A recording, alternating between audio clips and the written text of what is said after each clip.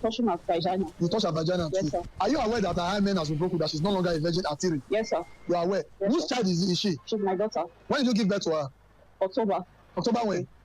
21st. Okay, it's okay. How long have you been practicing this with your daughter? Since 8 months.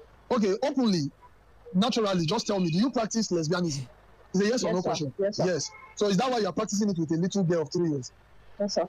Yes. So what fun and pleasure do you derive from it? Okay, sir. Huh? Okay, sir. Please, now that you are here, just tell us how you feel. I feel so bad. I feel disappointment.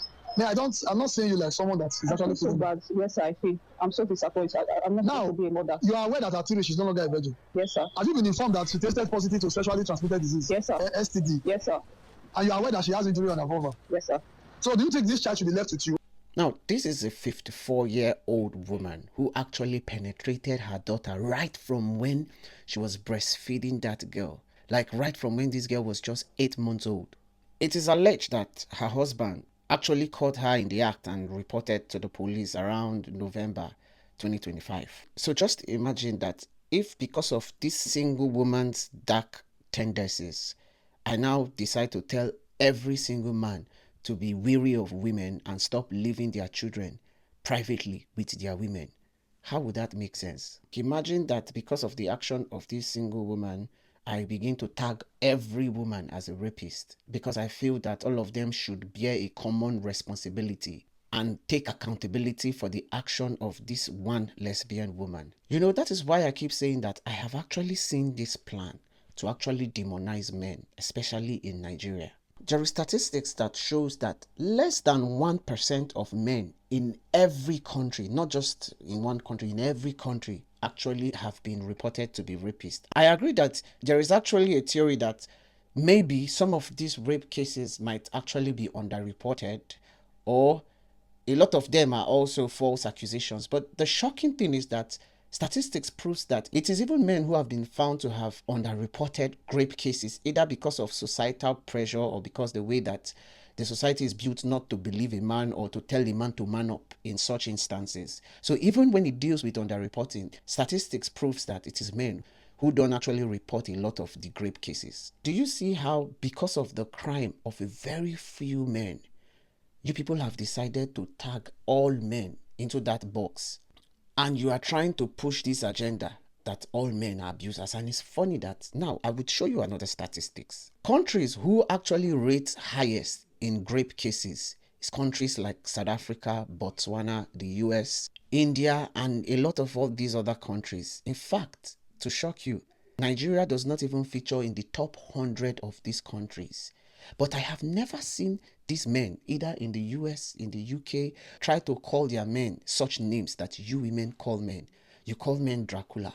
You try to make it look as if every single Nigerian man is a rapist. Like even India, where it is actually crazy that women cannot even go to the market alone without actually being scared of a rape incident. I'm not talking of everywhere in India, I mean some places, but still, they don't still tag their men with such labels. It is even our women. And it's funny that you are quick to call your men such names and label them as evil, when I haven't seen anywhere where women are better treated than the Nigerian men, especially the Igbo woman. I don't see anywhere where men would actually sponsor their wives or girlfriends through college. Like if you don't have a sponsorship or you don't have money to educate yourself, you better go and collect student loan. No? That is how it is done every other place. 95% of people who traveled from Nigeria through relationships or marriage were brought by their men. It is these men who spent heavily to bring their wives abroad, because women would tell you openly that they can't do it for their men. Especially Nigerian women. I've heard them say it clearly that they can't do this for their men. But you would see Nigerian men wey go buy expensive phones, buy expensive gifts, take very good care of their women. But then a few damaged and bitter women will come here to try to push the narratives that all men are bad and all men are evil.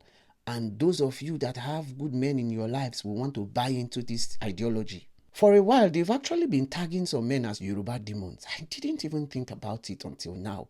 I started to wonder, as in now only men they do these crimes? Is it only men or Yoruba men that do these things that you accuse them of? Are the women not also doing these same things? But I've never heard them say, oh, Yoruba witches. Or, like, I've never heard it. But I thank God that a lot of men are waking up and realizing that, see, there is no need of actually going over and beyond for people who are very ungrateful. This recent Valentine, it shocked me because I don't know if it is because of Gege, but there was no razzmatazz on the internet where men were doing too much this time. And honestly, I think this is why I'm grateful for this feminism movement. Please continue. I want to see where it will lead us to. Let us be equal. I want a society where women will not be able to ask any man for a dime.